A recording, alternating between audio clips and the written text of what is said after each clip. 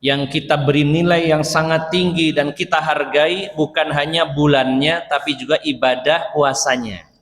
Dua-duanya sesuatu yang berbeda, namun pada waktu pelaksanaannya puasa ini di bulan Ramadan, sehingga dua-duanya memiliki keistimewaan.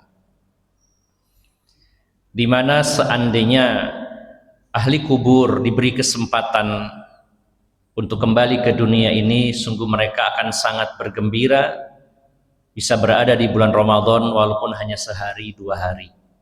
Sehingga kita patut bersyukur ketika tahun ini Allah Subhanahu wa taala masih mempertemukan kita dengan bulan suci Ramadan.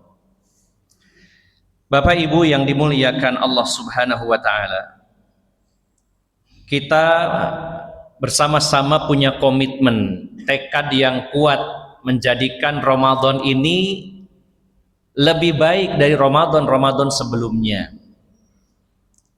Bahkan seandainya Ramadan ini adalah Ramadan terakhir, kita jadikan Ramadan ini yang terbaik sepanjang kehidupan kita. Dulu waktu kita, mungkin sebagiannya dari kita belum belajar secara mendalam tentang agama ini, termasuk mungkin terutama saya pribadi, kita puasa dulu hanya ikut-ikutan, hanya euforia saja.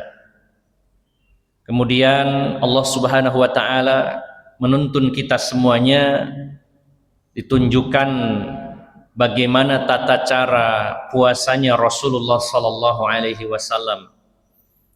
Kita belajar Al-Qur'an, belajar hadis, khususnya yang berkaitan dengan puasa. Kita belajar tentang hukum-hukum yang berkaitan dengan puasa. Sehingga ada peningkatan yang tadinya hanya ikut-ikutan saja, kemudian kita berpuasa dengan dasar dalil Al-Quran dan Sunnah Nabi Sallallahu Alaihi Wasallam.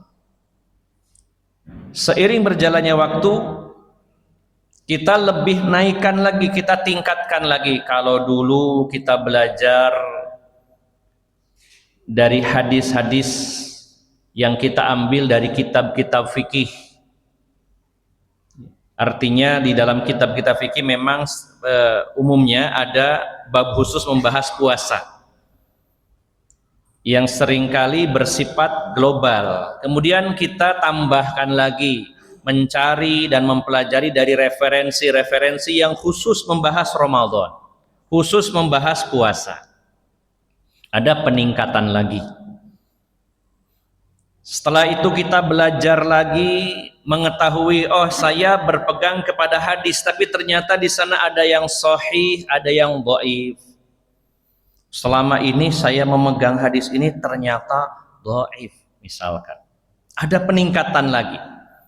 Kalau dulu kita meyakini bahwa puasa, tidurnya orang puasa itu adalah ibadah.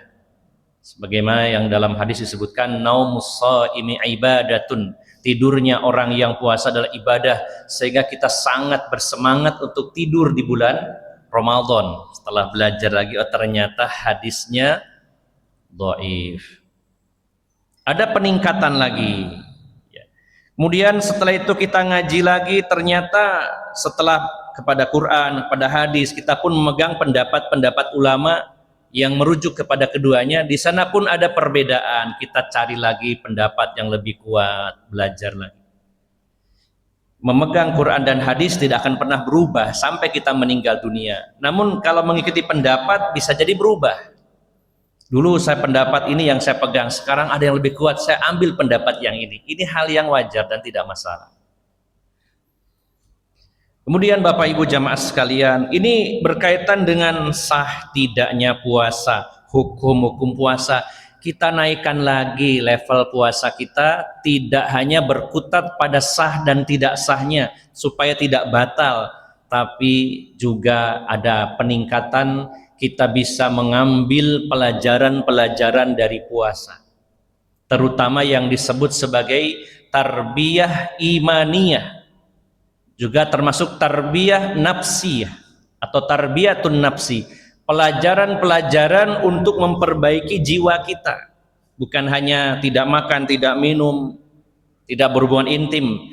Tapi intisari dari puasa, Allah tuh mengapa mensyariatkan puasa? Ada apa di balik itu semua? Apa tujuannya puasa? Apakah hanya disuruh menahan haus dan lapar saja? Tentu tidak sedangkal itu. Allah menginginkan diri kita ini ada peningkatan dalam ibadah. Dan Allah menginginkan kita berhenti total dari dosa dan maksiat. Bukankah Allah Subhanahu wa ta'ala